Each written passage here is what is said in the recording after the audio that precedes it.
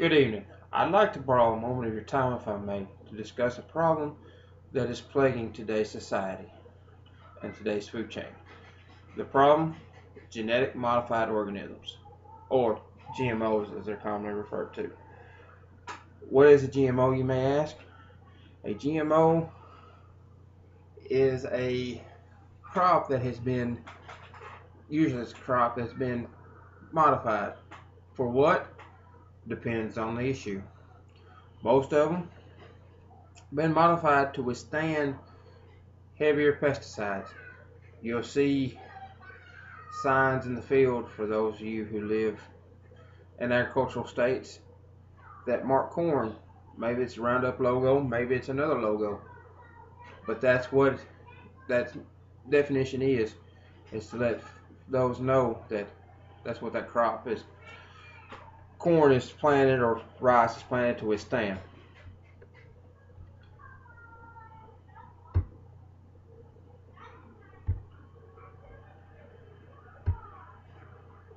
Some facts about GMOs: crops like corn, rice, soybeans have been modified to withstand pesticides. What is a pesticide? A pesticide is something that is used to remove pests, i.e. insects or weeds, anything that's unwanted.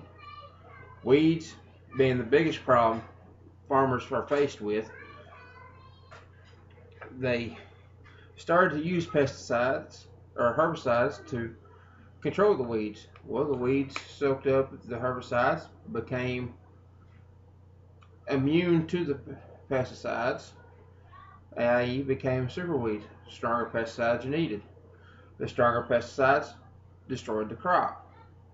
Come along the bright idea to invent crops or modify crops that could withstand the heavier pesticides, so we could get other farmers could get a better yield in their crops. This is how GMOs came about. Problems with GMOs: there's twofold. There are health issues and there are money issues. Health issues: studies have been done, independent studies have been done, where they have fed mice GMO potatoes, and the outcome was abnormal cell growth in the stomach lining and also in the intestines. Studies have also shown that chronic illnesses have jumped up from 7% to 13% since GMOs were introduced in 1996. That is staggering, that in this amount of short time, with the crops being everywhere, the problem has arisen. Money issue, and you ask, how is there money issues? Well, it was this way: not all markets out there agree with GMO crops. In 2006, a GMO rice crop called LL601, short for Liberty Link 601, a Bayer Science Corp herbicide, made its way into the mainstream rice crop. How is still a mystery. Whether it was cross-pollinated or was accidentally released, the government's not for sure. But the farmers and the exporters lost money when they were not allowed to export the rice to markets like England and Japan and other markets, overseas markets out there in the world.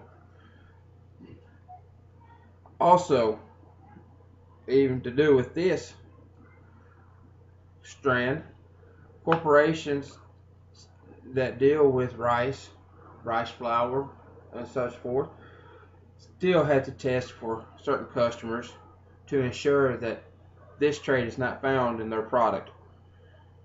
And that, even though corporations pass along some of the testing, the cost of the testing and the price, is still a lot of money to deal with. You have to hand out money to independent labs to test your flour.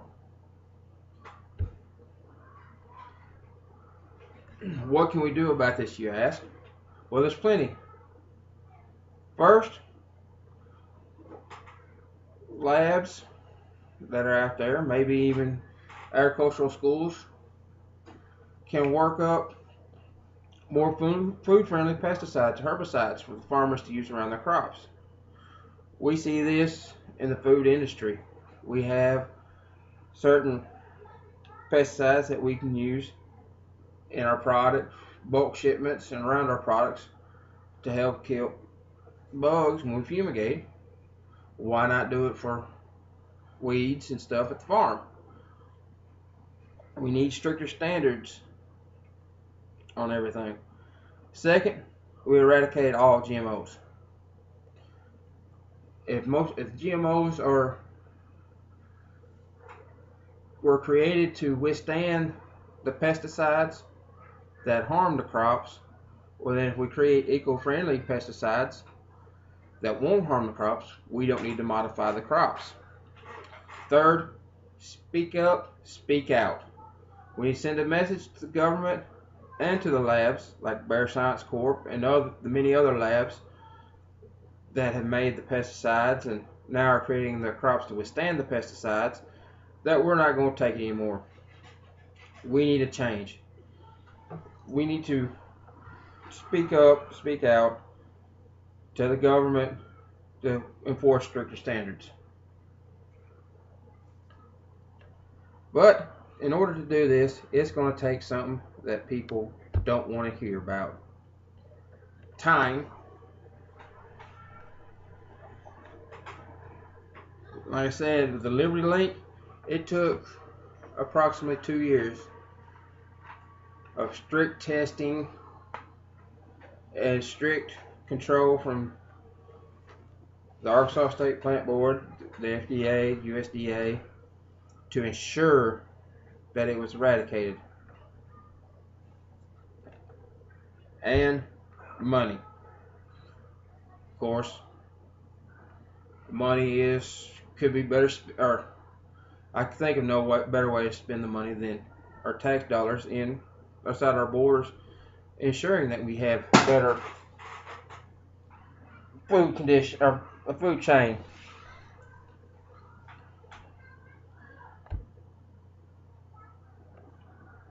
But there is a twist. I've spoke out against GMOs, the current GMOs. There is a GMO that we could do.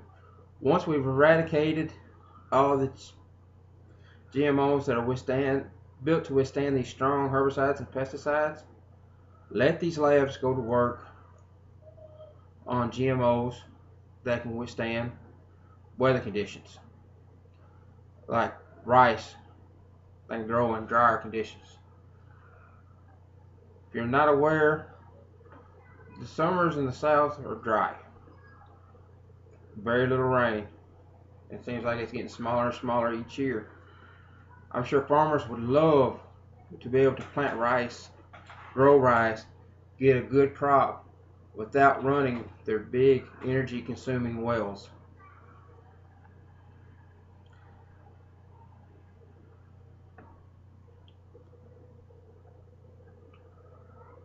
Don't we owe it to ourselves and to our children to ensure a better future for this world? I mean, I'd like for my children to grow up healthy. Thank you.